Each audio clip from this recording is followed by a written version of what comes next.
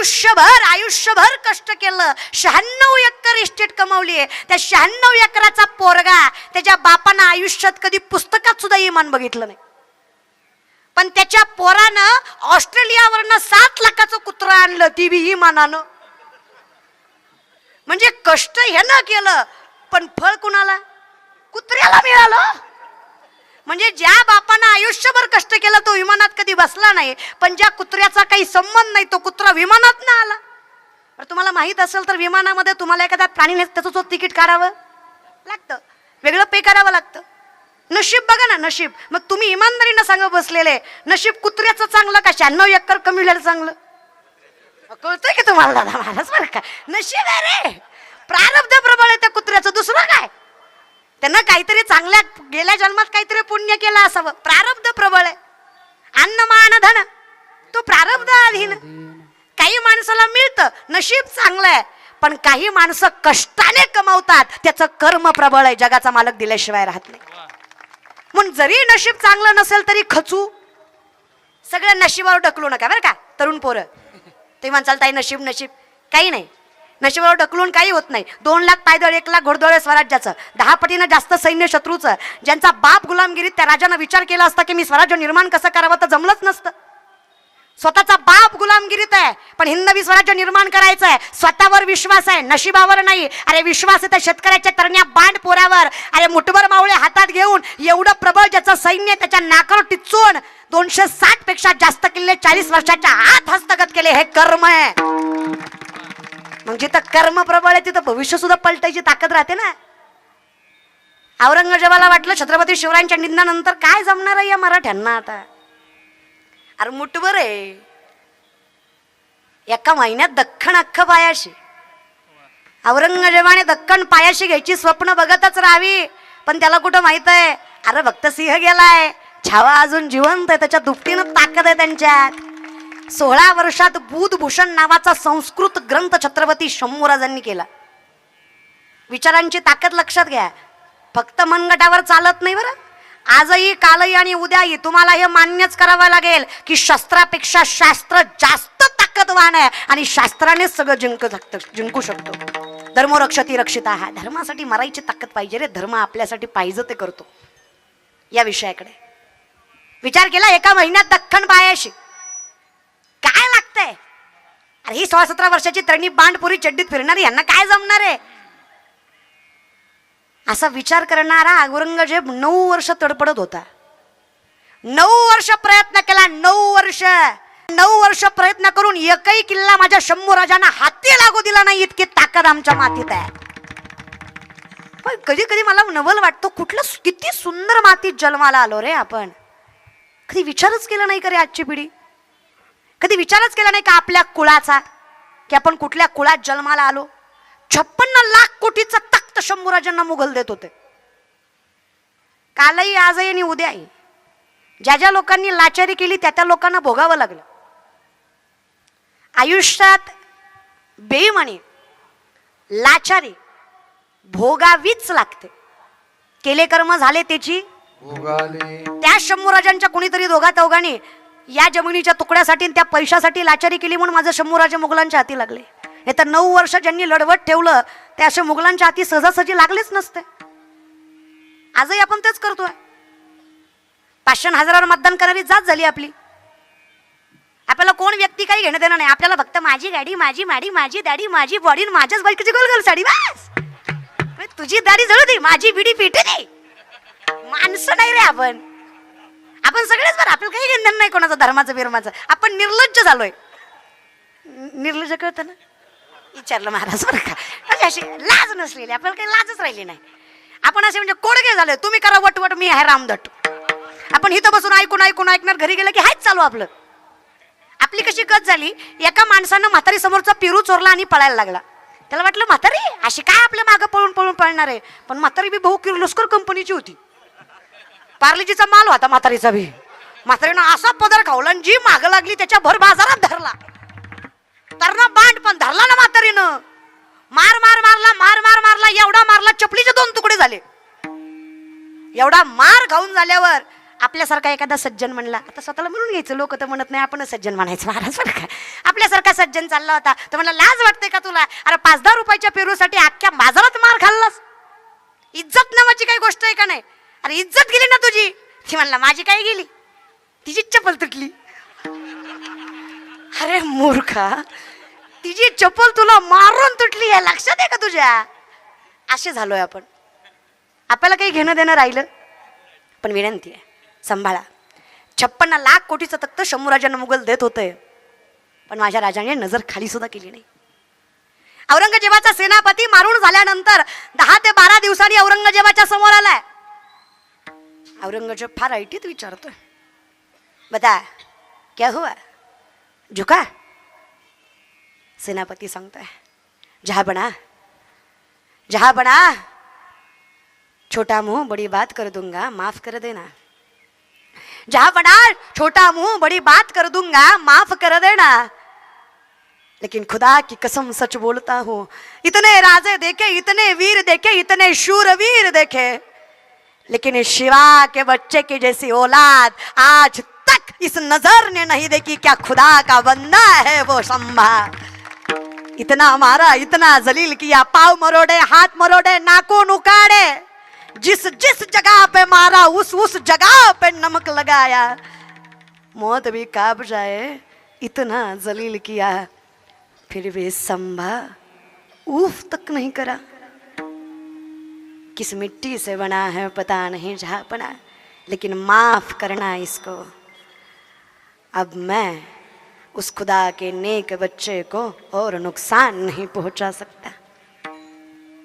नामुराद, जबान काट के हाथ में रख दूंगा. इसको मौत सजा फरमान दिया जाता है, इसको मौत के घाट उतारो. साला हमारे ही नमक खा के हमसे ही गद्दारी कर रहा है. जिंदगी भर हमारा नमक खाया और गुणगान उस संभा का कर रहा है.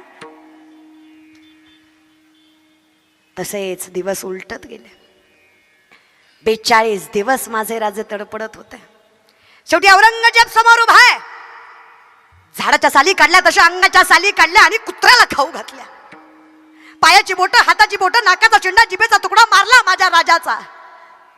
अरे जिथं जिथं लागलं तिथं तिथं तिखट मीठ चोळलं रे माझ्या राजावर. 42 दिवस मृत्यूही थरकाप सुटेल इतका त्रास माझ्या राजांना दिला, त्याची जाणीव आजच्या पोरांना तिळमात्रही नाहीये रे. इतका मारलं, इतका त्रास दिला. फक्त 3 प्रश्नाचं उत्तर औरंगजेब मागत होता. बता संभा, स्वराज्य का खजीना किधर है बता. सूरज जब तुम मराठों ने लूटी तो एक बर्तन तक नहीं छोड़ा. उस लूट का बदला लेना है मुझे, तुम्हारा स्वराज्य नामुराद, तुम्हारा स्वराज्य खत्म कर देना है मुझे. तेव्हा शंभू राजांना हसत छातीवर करून सांगावा, रे औरंग्या, तुला स्वराज्याचा खजिना पाहिजे. अरे जा त्या रायगडाच्या पायथ्याशी स्वराज्याचा खजिना लपवलाय. अरे त्या निमित्तानं माझ्या बापाच्या चरणावर मस्तक लागल आणि जन्नत मिळेल तुला. जा त्या रायगडाच्या पायथ्याशी, तिथं स्वराज्याचा खजिना आहे. इतना मत बोल, इतना गुरु रक्षा नहीं संभा. तुझे पता नहीं औरंगजेब कौन है. इस विश्व की सारी संपत्ति मेरी 1/3 भाग जितनी है. तुझे मेरी ताकत पता नहीं है. बता, इसको बता मैं कौन हूं. ज्याला विचारायला सांगितलं तोच म्हणतो जहांपना क्या बताऊं. मौत से भी घबराता नहीं है बंदा, इसको क्या बताऊं. बता संभा, जिन लोगों ने हमसे मिलकर हमसे ही गद्दारी की उनका नाम. शंभूराजे म्हटले, अरे हिंदू धर्माची औलाद आहे. मातीसाठी ज्यांनी ज्यांनी कणवरही दिलं, आम्ही त्यांना मनभर प्रेम देतो. अरे तुझा काय, माझा काय, धर्म जात पंथ गोत्र माझ्या स्वराज्यात मायने राखलं जात नाही. इथं धर्म जात नाही. जो माझ्या मातीसाठी, माझ्या स्वराज्यासाठी लढला तो प्रत्येक हिंदू आहे आणि त्या प्रत्येकासाठी माझा प्राणही हाजीर आहे. संभा, सल्तनत को सलाम कर. 3री अट आहे औरंगजेबाची. छाती पगवली, नजर वर केली, वर मान करून हसत हसत शंभूराजे म्हणतात, अरे नालायका, काय मारायचं ते मार, काय जीवाची लाहीलाई करायची ते कर. अरे छत्रपती शिवरायांचं लेकरू आहे. मृत्यूलाही भय वाटावा असं आयुष्य जगत आलोय आम्ही. अरे रानामाळातलं शरीर आमचं, आम्ही आयुष्यभर त्या टाळावर नाचत आलेले वारकरी आहेत. काय मारायचं ते मार, काय जीवाची लाहिलाई करायची ते कर. जोपर्यंत अंगात शेवटच्या रक्ताचा थेंब आहे, जोपर्यंत श्वासात श्वास आहे, तोपर्यंत हा शिवाचा छावा तुझ्यासारख्या हलक्यात कुत्र्यासमोर नजर झुकवणार नाही. त्यांना शंभू राजे म्हणावं आणि त्यांच्या नावावर आपल्या गावाचं नाव आहे संभाजीनगर. विचार करा रक्त किती सळसळत असं. शिवाजी राजे एक पोलादाची पार आहे, संभाजी राजे त्यांच्या तलवारीची धार आहे. शिवाजी राजे एक पोलाद, शिवाजी राजे एक पोलादाची पार आहे, संभाजी राजे त्यांच्या तलवारीची धार आहे. शिवाजी राजे एक पोलादाची पार आहे, संभाजी राजे त्यांच्या तलवारीची धार आहे. शिवाजीराजे एक तलवारीची धार आहे, संभाजीराजे एक पोलादाची धार आहे. नाही भिणार मी शत्रूंच्या हल्ल्याला, शिवराय आहेत माझे रायगड किल्ल्याला. नाही भिणार मी शत्रूंच्या हल्ल्याला, शिवराय आहेत माझे रायगड किल्ल्याला. महाराष्ट्राला शोभेला सा, महाराष्ट्राला शोभेला सा एकच वागा.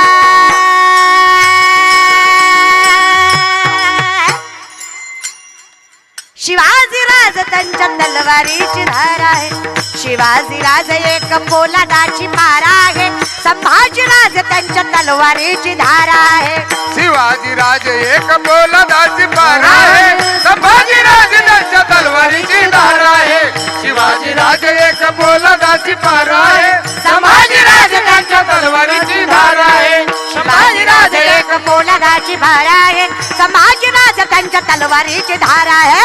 शिवाजी राजे एक पोलादाची पार आहे, संभाजी राजे त्यांच्या तलवारीची धार आहे. क्षत्रिय कुलावतंस सिंहासनाधीश्वर राजाधिराज योगीराज प्रौढ प्रताप पुरंदर रणनीती धुरंधर श्रीमंत श्री श्री श्री शिवछत्रपती शिवाजी महाराज की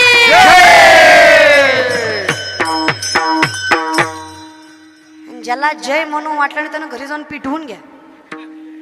जगू नका का तुम्ही. तुमचं लय अवघड आहे रे. पुढं जय बी म्हणत जा, पण चूकही तुमची नाही रे. खरं आहे म्हणा, आमच्या देशात हजाराचा बंडल ज्याच्या खिशात त्याचं नाव दारिद्र्य रेषात. ऐका कीर्तन काही ढेकळं ऐकता का. मी तुम्हाला वारकरी संप्रदायाचं एवढं महत्व सांगायचं कारणच ते. तुम्हाला माणुसकी समजून घ्यायची, ज्ञानोबा आहे तुकोबा आहे समजून घ्या. कुठलेच संत गरीब नव्हते, कुठलेच नाही.